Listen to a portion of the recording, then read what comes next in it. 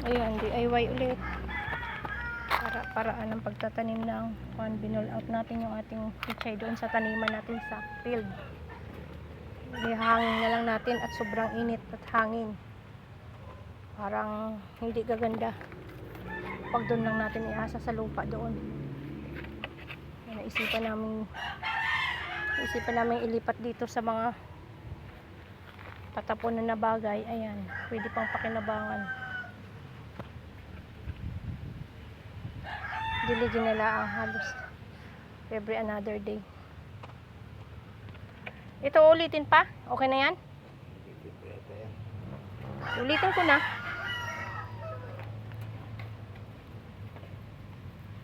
Dalawahan. Sa isang linya, dalawa.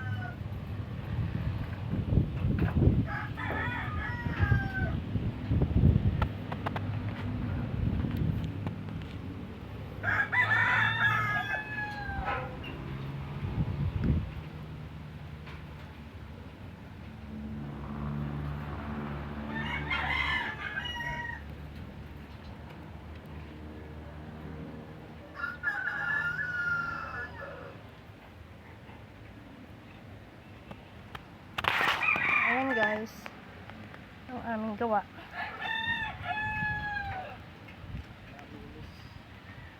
Linisin mo.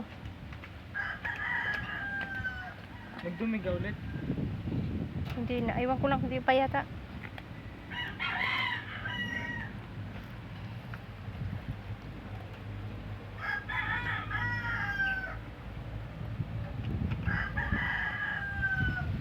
Kulang pa? Ito lang.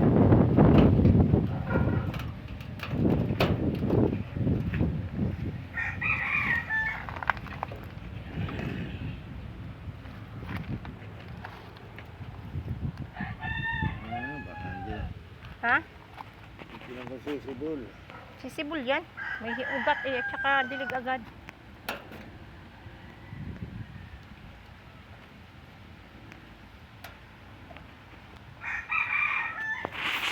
Kulang?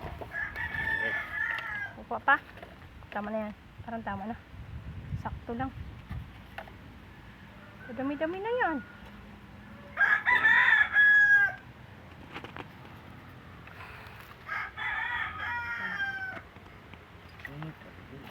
Patapos na.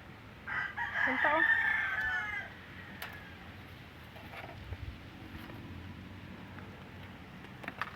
May init. Magsasampay pa ako ng laban. Oh, dilig. Dilig na. At may tirik ang araw. Kailangan mabasa-basa talaga yan. Parang kulang ari sa lupa bago dagdagan ano. Ayan na guys, ang ating nagawa. Pinagtyagaan taniman. So didiligin yung isa. Kwanto bed?